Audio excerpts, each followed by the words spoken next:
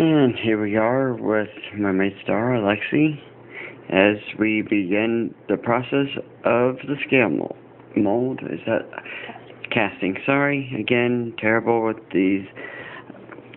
Give me a ship, I can say 10,000 things. Give me a bunch of latex and I'm lost. It took me a long time to remember what the words were. We've been saying molding for months now, and so it kind of gets stuck in your head.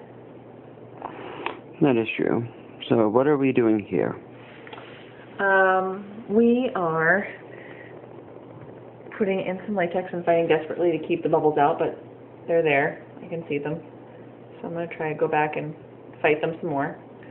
But we are adding latex for our second portion, our second sheet of scales.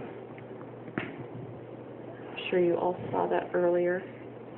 Mm-hmm. And it's amazing because I already see a color change. Yep.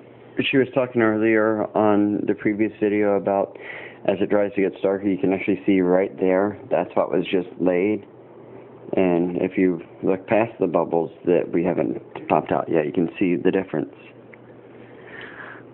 And that's the great thing about the gypsum is this is a gypsum mold. It's made from Ultra Cal 30, and it really sucks all the moisture out of the latex when you put it in, and that's what causes it to cure, causes it to dry, is getting all the moisture out.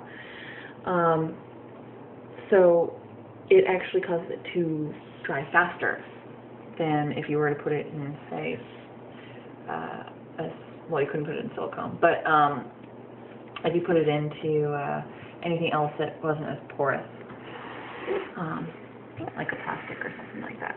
So it's going to dry slower without having that liquid drawn out from the bottom and the top because it's open to air.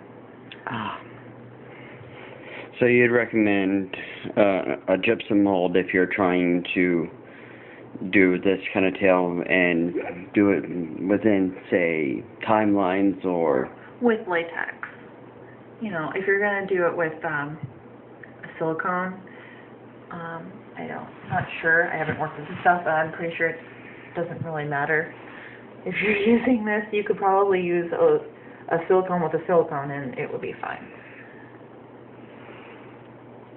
But this really relies on, latex really relies on air.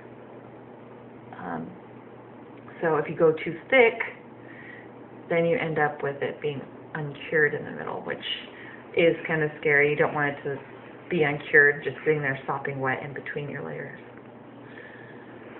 Alright, well, we have a long way to go here, so I'm going to put this camera down and try to lend a hand. So, we'll see you in a few. See you then.